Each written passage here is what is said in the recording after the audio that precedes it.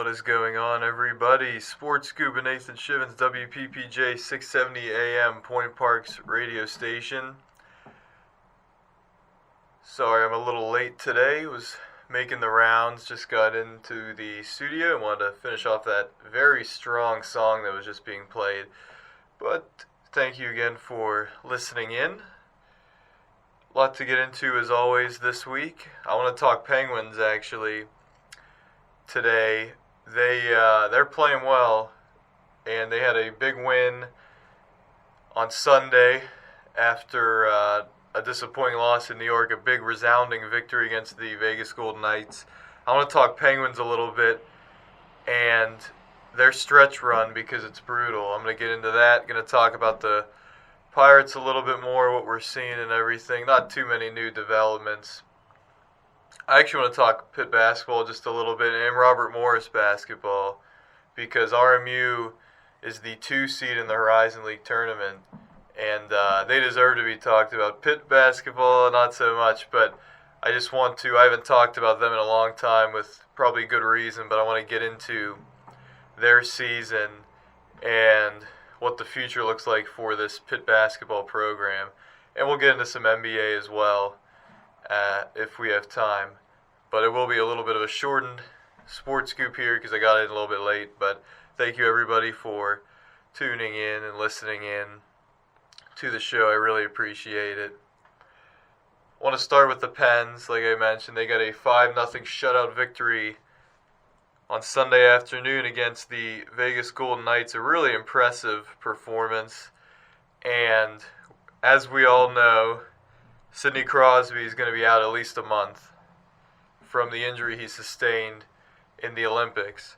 And it's very unfortunate. You don't want Crosby out a month in any scenario, but he's going to be out a month during March. That is the toughest stretch of the season for the Penguins. The Penguins have the toughest schedule remaining in the NHL. And this was a good start, obviously, resounding victory over Vegas in which everyone really contributed. It was just a really strong performance by the Penguins in really every facet. Defensively, they were excellent. Shilovs has been really, really strong recently. But Brazeau, he started off so hot, but he's been a steady contributor for the Pens. Chinakhov, you can't say enough about Chinakhov. Doesn't really do anything in Columbus. Dubas trades for him for like Dan Heinen, and he's been tremendous. Him and Malkin have that clear connection, and he had another goal against Vegas. Ben Kindle continues to be a revelation at 18 years old. He had a goal and an assist. Malkin's been great. Anthony Mantha's been scoring a bunch of goals, and Brian Rust has been scoring a bunch of goals as well. He had one taken away against New York, which proved to be the deciding, not really, but one of the deciding factors in the New York win against the Penguins. But, that's what it's going to have to be. It's going to have to be up and down the lineup contributions with Crosby out because they're in a really good spot right now. I would be surprised if they missed the playoffs. I would at this point. Because, especially in the Metro, because you look and they're 6 points clear of Washington with 3 games in hand. So, and Washington's in 4th place. 5th place Columbus is 9 points behind the Penguins, and they've played one less game than the Penguins. So, the Penguins have a lot of cushion, and even the Islanders behind them. The Islanders have won 5 in a row, but they have the same amount of points as the Penguins. The Penguins have played 2 fewer games. So, in terms of being a top 3 in the Metro, I think that's pretty secure. But you'd love to be in front of a New York Islanders team so that you can have home ice in that first round. But it's been, just making the playoffs, honestly, this season would be a tremendous, tremendous accomplishment for the Penguins. And it's been well documented. Not many people, if any, believed in this team to even sniff the playoffs, let alone be in very solid position in the Eastern Conference and in clear playoff position. It's been tremendous. and they've gotten huge contributions. Like I mentioned, Anthony Mantha is having one of the best seasons of his career. Brian Rust, when he's been out there, has been a goal scorer. Malkin's had a tremendous over a point per game season so far for Pittsburgh. And these defensemen are just strong and solid. I mean, you talk about Carlson, we know Letang, but Ryan Shea is really, really solid. And he doesn't get, I don't think, enough credit. But you look at, I mean, Connor Clifton with a big goal a few games ago. You look at Parker Wotherspoon, he's been really solid. Like they just, and now you get Sam Girard. That trade, I mean, I like Brett Kulak, but now you get Sam Girard, who's younger and who is honestly a better player at this juncture. Kyle Dubas is cooking, and I remember a lot of people were not happy with him at various points. The Carlson trade wasn't the greatest looking back, but it's still, I mean, Carlson's been a contributor. I like Erik Karlsson, so I don't have any issue with the trade. Really, the big thing was giving Jari that extension, and he was not great. But you bring in Stuart Skinner, and now your goaltending is arguably better, and Jari's struggling in Edmonton, and you get out of that contract. I mean, it was just a great job by Kyle Dubas and this front office. And it's really exciting if you're a Pens fan, and there is that desire now to get to PPG even more. Obviously, attendance has been kind of an issue for the Penguins last season and this season, but some better crowds have been flooding PPG here recently. A good crowd last night. Good crowd against New Jersey. On their feet for Jack Hughes when he returned, or when he was in Pittsburgh. The Devils were in Pittsburgh. He got a standing ovation, well deserved. The Pittsburgh fans honoring him for his contributions to Team USA. But yeah, no, I was worried after that Rangers loss. I got to be honest, I was a little worried because the Rangers have been so bad, particularly at home. I was worried, is this going to go south really quickly? And by the way, it still could. It really still could, because the schedule's so tough. But there's some home games that are winnable, and there's some road games that are winnable, but a lot of them are just very challenging. Again, every game for the Penguins, honestly, is winnable. That's the caliber of team they've been all season, where they can play with the best. It's just game after game, night after night, is a team that's not a pushover. And so the Penguins are going to have to continue to be on their A game, certainly. And we'll have to see if they can sustain it. But just the contributions up and down the lineup. I mean, Ben Kindle, what else can you say about him as a kid? Just his approach and everything, and just his goal-scoring ability. And Tommy Novak. I think Tommy Novak, he's somebody who doesn't get talked about very much. And he's a point every 2 games kind of player who's had some big goals for the Penguins this season.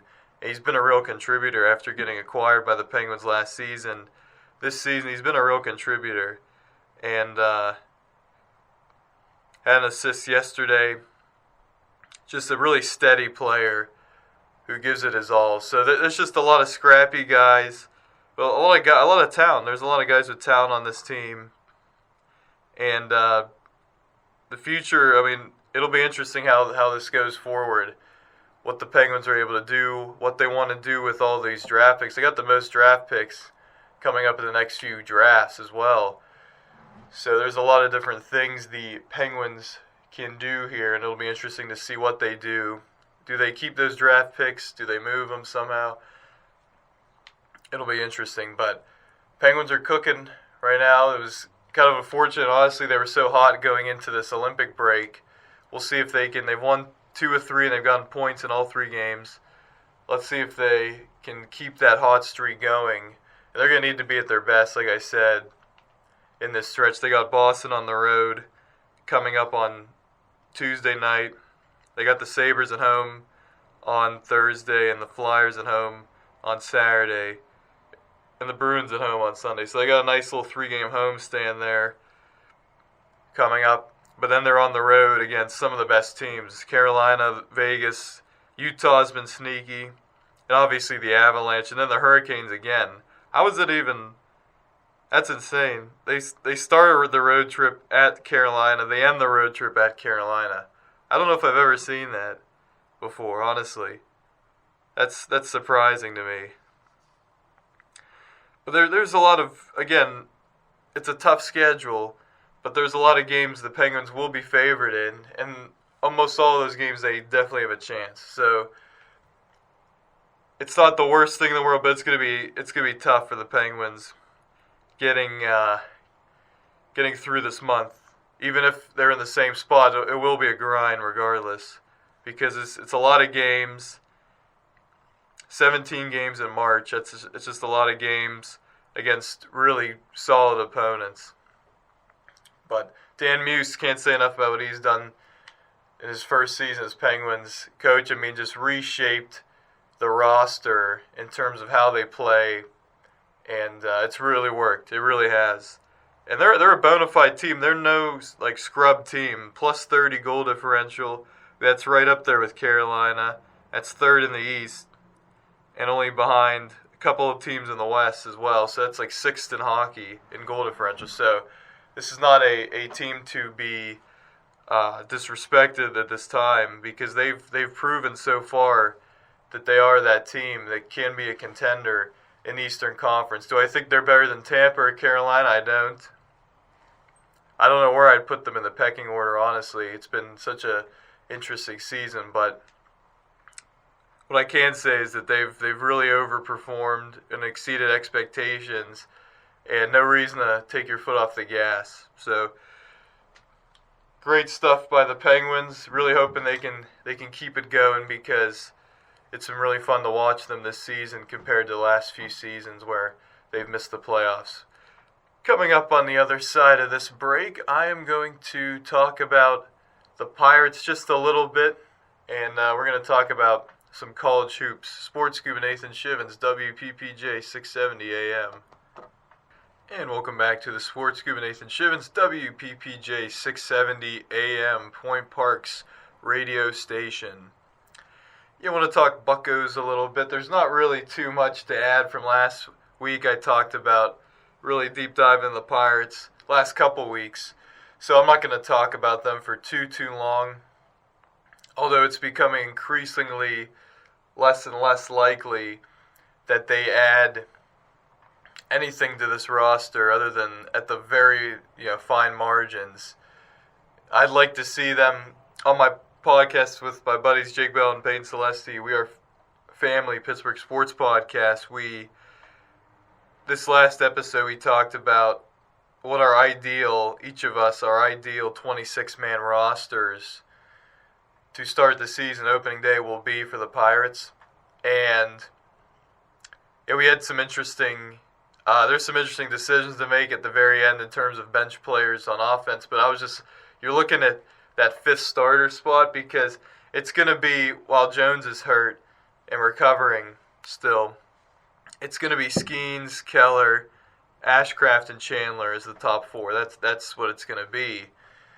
And it's a very high upside top four. It really is. And you know what you're going to get from Skeens. You know what you're going to get from Mitch Keller. Obviously, Skeens' ceiling stretches to the moon. And Ashcraft was tremendous last. I mean, I can't say enough about what Braxton Ashcraft did. And Bubba Chandler, honestly, was really solid as well in the big leagues. A lot better compared to in AAA. I think a lot of that was just waiting to get the call up and feeling like he accomplished everything in AAA and he wanted to get to the big leagues. So that's going to be your four. Now, there are concerns for me about Ashcraft and Chandler, the league adjusting to them and how they adjust back. But Chandler's so talented. Ashcraft was a former top 5 Pirates prospect. These guys, I think, will respond well to adversity. And this pitching staff and these pitching coaches overall have been really solid for the Pirates at developing these pitchers. And but that leaves that fifth starter spot. And there are a couple names that are being thrown around. Jose Urquidy, who the Pirates signed to a 1-year deal. a month ago or so, and Hunter Barco, a left-handed prospect for the Pirates who got a cup of coffee last season in the big leagues. I'm not really sold on either of them. Urquidy obviously has injury history, and when he's been healthy, he's been a solid contributor. But can he get back to that, and can he stay healthy? And as for Hunter Barco, you just don't know. We just don't know what he's going to be. Is he ready to be a starter in the big leagues? So we were throwing around potentially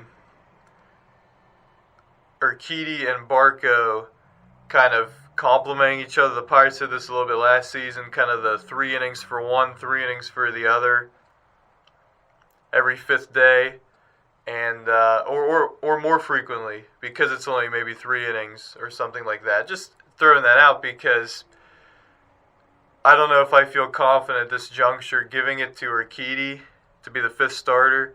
Plus, I think the Pirates are cognizant of this. That's all. If Urquidy's in the rotation as the 5th starter, that is 5 right-handed pitchers at PNC Park, and the Pirates, they like their lefties, and so I think that does make Hunter Barco an appealing option. But is he ready? Is he ready to step in and be the 5th starter from the jump on opening day? It's an important question, and one that I don't know if we have the answer to quite yet. But I do think for his confidence building up Barco, maybe having Urquidy, from the right side, Barco from the left side, complementing each other in a game, one relieving the other kind of, and patching it together in that way. I think that could be a way for the Pirates to go. And like I said, this has precedent. They did this last season a little bit with some of the starters. Bubba Chandler would come in, in the 3rd inning, or Braxton Ashcraft or whatever. So I don't think that's the worst idea at all. In fact, it's probably the option I prefer the most over having one of them in the rotation and not the other. So there's still a lot of moving parts there. I would prefer that Jose Quintana signed with the Rockies. He would have been a perfect fit as a 5th starter for the Pirates. There's that familiarity. He's played here. He was really a value. He played pitch well for the Pirates and was valued in that clubhouse. And him signing with the Rockies shows that nobody, including the Pirates, had interest in him, which is really unfortunate because now the cupboard's kind of bare in this free agent market, and you're kind of looking around, and what do you have? What are your options? It's really not many. And so that's why I think it's more and more likely we're going to see one or the other, Barco or Urquidy, as the 5th starter. And I just don't have the greatest confidence in that. And again, it's not like Jared Jones is coming back the 3rd week of April. It's a long recovery process, and it's probably, you're looking at June, best case scenario. So this isn't a temporary patch job that the Pirates are looking at with their rotation. This is almost half the season, right? This is looks likely it's going to be half the season or so almost. And so I don't know how I feel about the rotation depth-wise and bullpen-wise. We were going through, and I really like Mason Montgomery. I really do. I think he has a ton of upside. I think if the Pirates can get him to be more in control consistently, I think he has a chance to be really special as a reliever. But when the Rays trade somebody, there's always some pause. Like if the Rays couldn't develop this kid, can the Pirates do it? But I think he has all the tools, and the Pirates really need to hit on a couple of these guys to be really big contributors, like an Isaac Mattson last season, who kind of came out of nowhere, burst on the scene, and was dominant.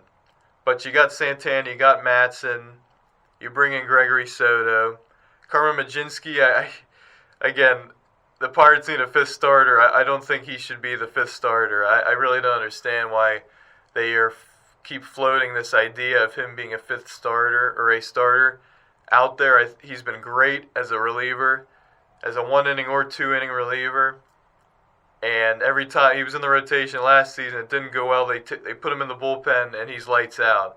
I think he's clearly a 1, and you could stretch him out 2 innings, maybe 3-inning reliever, but there's no reason to put him in the starting rotation. After last season, his struggles combined with the really effectiveness he's had in the bullpen. So I think he's really solid. I do. And I think if Montgomery can be really solid, that really elevates his bullpen. And Justin Lawrence, when he was healthy last season, very small sample size, but he was really, really good, almost unhittable. And if he returns to even half of that in 2026, that's a big boost to this bullpen as well. Again, I think there are some concerns with the bullpen in terms of high-end ability and getting the most pressurized outs in the ninth inning or in the seventh inning whenever the game is in the balance.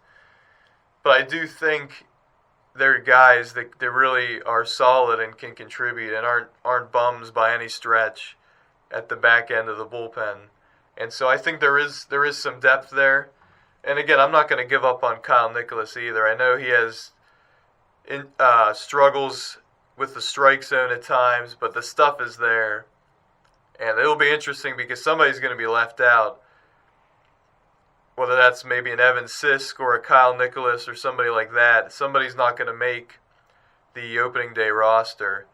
And it's a good problem to have because those are guys that you can bring up and expect results compared to maybe an unproven AAA guy who you just need a body to bring up and to provide some innings if needed. So I think the bullpen's going to be okay. I really do. Is it going to be great? I don't think so, but it's not going to be a week. I don't think it's going to be losing games for the Pirates. They can't afford that. The Pirates cannot afford that after bringing in some offensive pieces with the rotation that we figure is going to get this team leads late in games. They cannot have the blown leads we saw last season, but particularly in 2024, which ended up having them completely fall out of the race at the start of August in 2024. So we'll see with the Buccos. Connor Griffin hit another home run yesterday. The password, Justinson Garcia hit a homer to left field. And it'll be interesting actually with Garcia as well and what the Pirates want to do at the end of the bench. Do you go with Mangum and Garcia? Mangum's going to make the roster. But do you go with Garcia as well and have 5 outfielders, but then take one infield position player away? My thought is, I love Garcia. I really think he could do something special. But I think I would like to see 4 outfielders. Now, my opinion could change on this, especially if the defense in the outfield is just terrible and they just need somebody else to supplement that. But I would have, obviously, Horwitz at first, Lau at second, Connor Griffin at short. I talked about that last week. I really think he needs to make the opening day roster. I don't see a substantive enough reason to have him start his AAA. What else does he need to prove down there? He's hitting bombs against some major league hitters right now in AAA or in spring training. And I know it's spring training. We're taking everything with a grain of salt in spring training, but he has a track record that aligns with what he's doing in spring training right now. And his batting average is a little low, but again, take spring training with a grain of salt. And he's had some loud outs. He's had some outs that look like homers, but the wind just blew it back into play. And they were outs instead of homers or doubles or something like that. And so, but I think he's the real deal. I think there's been reports the Pirates are approaching Griffin with a contract. That needs to be done right now. If that happens, I will be so happy, honestly, if he gets a contract from the Pirates and he agrees to it. That would be that's a building block. You weren't able to do with Paul Skeens, but if Connor Griffin is who these pipeline guys and evaluators think, then he is a guy that can anchor your team for a decade. And he's 19 years old. So I think I would love to see an extension today or before the season starts. And if he gets an extension, and then opening day, Citi Field, Freddie Peralta pitching for the Mets, leading off for the Pirates, Connor Griffin. I just think that's a different energy. That's a galvanizing energy for a franchise that desperately needs that. And so I'm all in on Connor Griffin opening day being on the team. I understand the concerns. Oh, what if he struggles and then you send him down? He's never really faced that adversity. He's been so good all of his life at hitting the baseball. And my response to that would be, he's such a strong mentally kid. He's a kid, but he's so mature beyond his years. I don't think it would discourage him. I don't think it would get him down. I think that wouldn't be the worst thing, because you just send him to AAA and then he gets that work in. But I don't think it's going to happen. I just don't see him struggling. I don't, with the consistency that he provides. And he's a good defender. He really is. Everybody wanted to move him to center field. He's sticking it short, and he's playing really well defensively. And he prides himself on his defense. And so I would love to see Connor Griffin on the opening day roster. He would be, for me, the perfect leadoff guy for the Pirates in 2026. And the Pirates have not had any leadoff options really for years now that are strong. And even a Spencer Horwitz, and I really like Spencer Horwitz, I think more than most people. And a lot of people have him lower in their lineup, in the Pirates lineup. And I think if he's a 7-hitter for the Pirates, this offense could really go and be above average, which would be tremendous.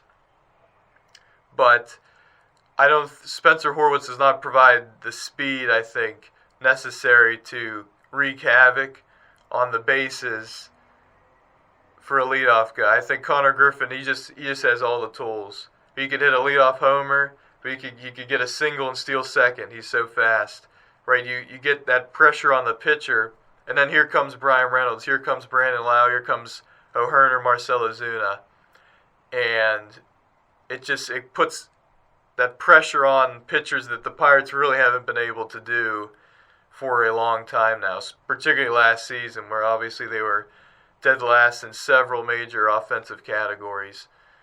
And so I'm all in on Connor Griffin being the opening day shortstop. But back to what I'm saying, and Triolo is going to be at third.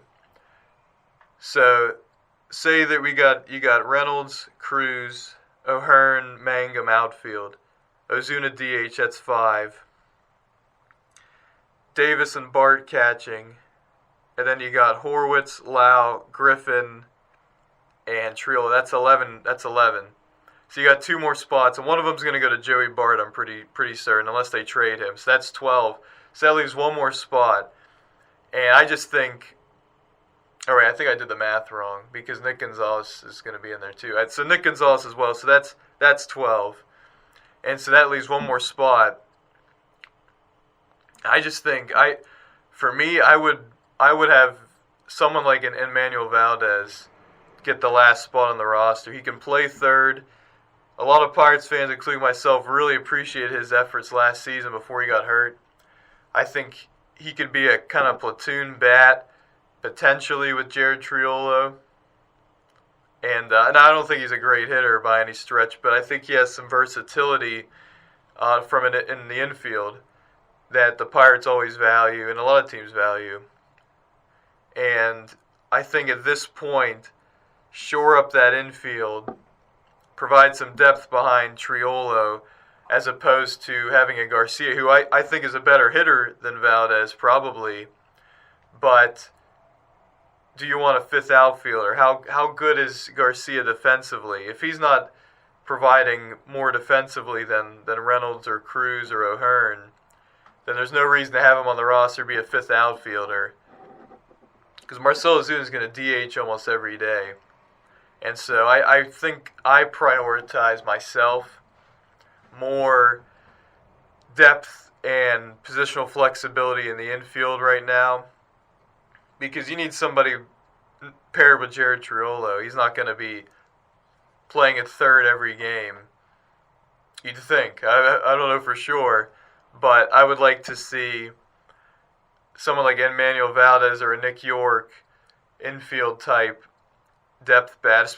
Valdez, he may be able to play second base too if Brandon Lau, maybe defensive replacement, or obviously Nick Gonzalez in this scenario. And he could play first. He played first last season when Horwitz was out.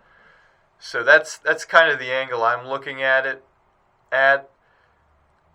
I don't see the need necessarily. Now if it's really an issue outfield wise defensively, and we got to go all in on bats. Let's bring in Garcia. Let's have him on the opening day roster. I completely understand that, but I don't fully trust Triolo to be that guy every game at third base. I really don't. Now I'm higher on Triolo than most people. I think he's a solid hitter, honestly, and he got consistent playing time in August and September last season, and he really hit pretty well. But I just think we know what we have with Triolo, and maybe we know what we have with Valdez, but I just would like to see some versatility and flexibility there in the infield at the hot corner. Because who would be the backup to Triolo if Garcia makes it? Would Nick Gonzalez play third? Right? Who would be that option? There's really no candidates you're looking at. So it'll be interesting to see what the Pirates are looking at in that regard. But, Connor Griffin's a stud. He is tremendous. I hope the Pirates extend him today or tomorrow or very soon. That would be just great news. But we're going to take a break here. We'll talk Pirates so much more leading up to the season and throughout the season a little bit. But I want to talk about some college basketball and some Pitt basketball and where Pitt basketball goes from here. Sports Scuba Nathan Schivins, WPPJ 670 AM. And welcome back to the Sports Scuba Nathan Schivins, WPPJ 670 AM Point Park's radio station. Thank you to WPPJ, as always, for giving me this opportunity to yap for an hour. I always appreciate it, and I never take it for granted. So thank you, WPPJ. I want to talk about some negative stuff for the most part with Pitt basketball a little bit. I haven't talked with them in a while. There's really hasn't been a reason to, because it's been loss. It's been a bad season. It's been a season of injuries for Pitt, even before the season started.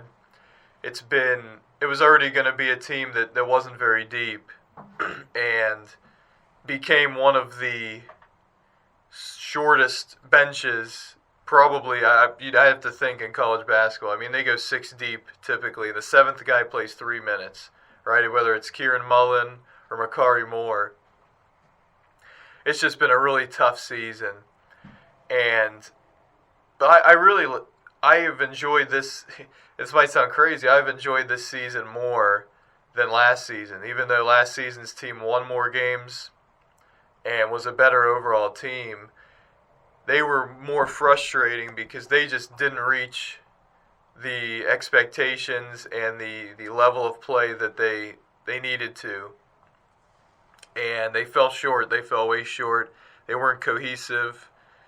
They didn't want to rebound at all whatsoever. And they just didn't play with the heart as a group that you would like. There were individuals who really played with heart. Zach Austin, you can never say didn't play with heart. And even Ishlegan, I would argue. But that team just really it was tough to watch them last season because you knew they were a tournament team, caliber team. They were ranked 20th in December, and they just never put it all together. This team, when the injury happened before the season, it just kind of felt like this is going to be really an uphill battle to do anything positive. And they got blown out by West Virginia. They lost to UCF, who actually has been a good team, but West Virginia's been a good team too this season. So they weren't the worst losses, but I kind of chalk those up to those are the teams that are more experienced. This is a young team in Pitt going on the road to Morgantown for the first time. I would have liked to see them play better, but you're going to have your bumps and bruises. in the non-conference as a young team. But the losses just kept piling up. They actually beat Ohio State somehow. That could really haunt Ohio State. They did just beat Purdue though, so that was important for Ohio State. And they lose to A&M, who's been a good team, but it's kind of fallen off a cliff recently. But then they lose to Quinnipiac. They lose to Hofstra. Again, Hofstra and Quinnipiac, those are two teams that could make the tournament this season, winning their conferences. But I mean, just inexcusable losses on your home court. And really in ACC play, they go down to Miami. They were in control of that game. But again, they play 6 or 7 players. And they just ran out of gas. And they were winning for a while, but in the end they lost. And that was the story a lot with Pitt this season. They've competed. They have certainly competed. They've given it their all every game.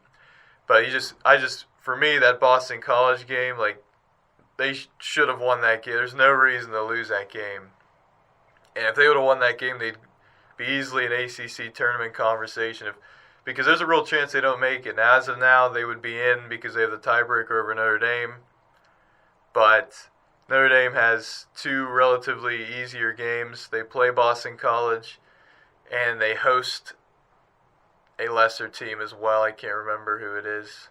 But they have 2 strong opportunities. Might be Stanford or something. They have some strong opportunities to win a couple games and have Pitt not even make the ACC tournament, which really should never happen at a Pitt or a Syracuse who's been down as well, or a Wake. And but it was a big win against Cal on Saturday, 72-56. Again, they passed it around really well. They were efficient.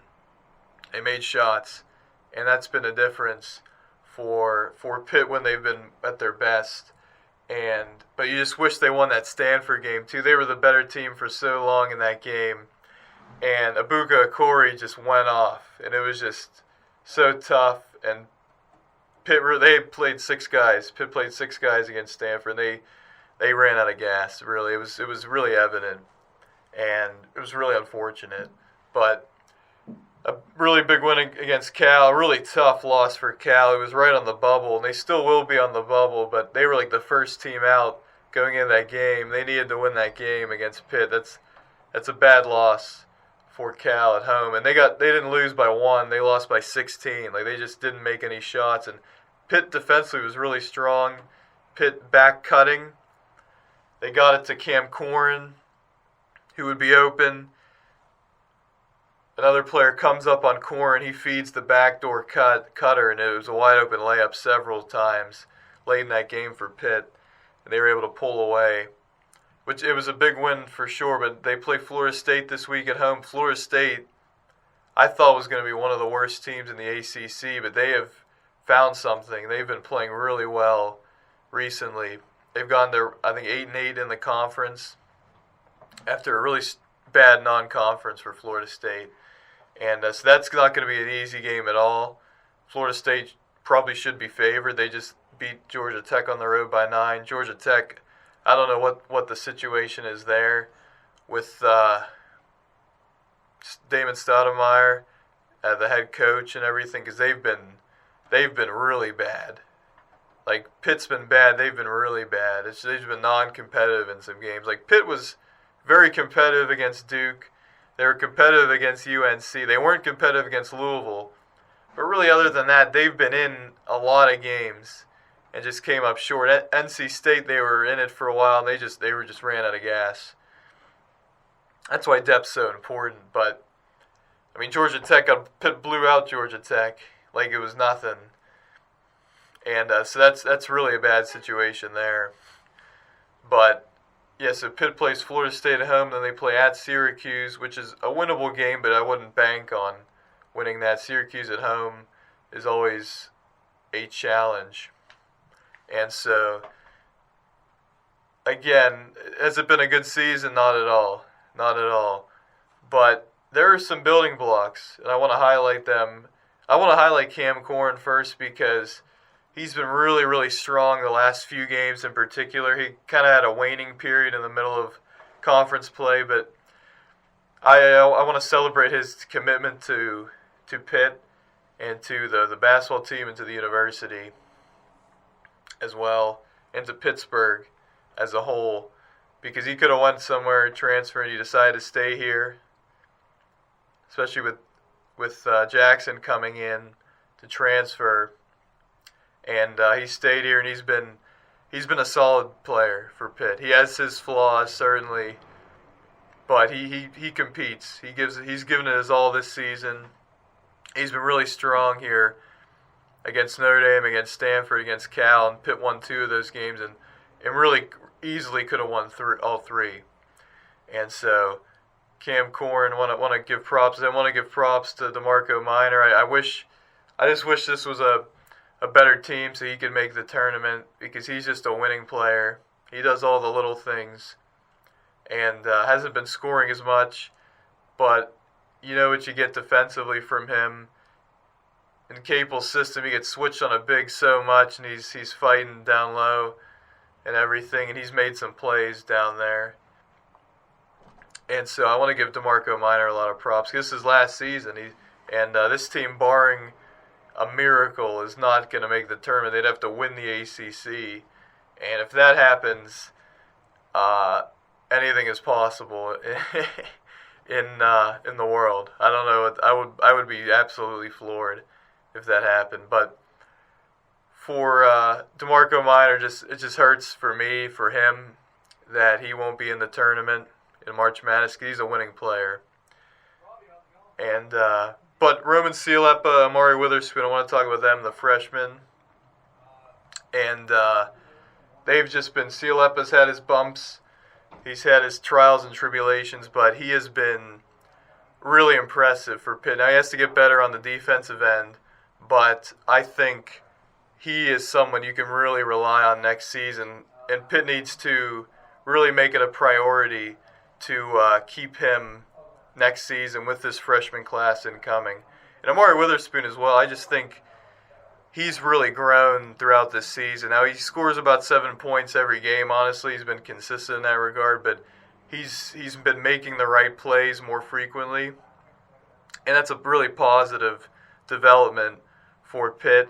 And he's somebody who, if he can get his shot going, if he can improve on his shot-making ability, he can be somebody that Pitt also really relies on next season and can take a step. And Indrositis, I mean, when he hits shots, he's a good player, and he gives it his all on the defensive end as well. He tries his best, but when he's hitting shots, that's the guy that Pitt needs, and they've been getting it recently. And he was great against Cal, and can't say enough about what he's been doing. So there are some building blocks here, but it's going to be tough, and they're going to be really young next season. I think Jeff Capel will be returning for another season. I really do. I think Pitt's going to bring him back. I think they want that recruiting class. Who wouldn't? And it's going to be a very young team, but a really talented team. And if Capel can supplement that with some veteran centers and big men in the transfer portal to come and play with these freshmen, I think there is some upside certainly next season. But it's been a tough season. No ifs, ands, or buts about it. And I want to close, just mention RMU, because, I mean, they lost everybody last season off that tournament team that was beloved in Pittsburgh. Everybody was rooting for Robert Morris. And ho-hum, Andy Toole, all new players, and they're second in the Horizon League. They've won 7 in a row, and they have as good a chance as anybody to repeat and to make it back in the NCAA tournament. So I want to shout out RMU. I want to shout out Andy Toole for the job he's doing. I'm really surprised that he hasn't gotten a job offer at a either higher mid-major or a Power 5 kind of program, because he's just a really good basketball coach. He really is. And can't say enough about what he has provided for RMU. And they're right there to, I would say, in the pole position, honestly, to win the Horizon League tournament and to make it to the NCAA tournament again, which would be awesome. It really would. So that'll do it for the Sports Scoop today. Thank you, everyone, again for listening in. I really appreciate it. I'll be back next week talking a lot more stuff, maybe a lot more college basketball nationally, and some of the contenders and everything, and looking forward to conference tournaments. But I thank you everybody for tuning in, and I will see you next week. Sports Scuba Nathan Schivins, WPPJ 670 AM.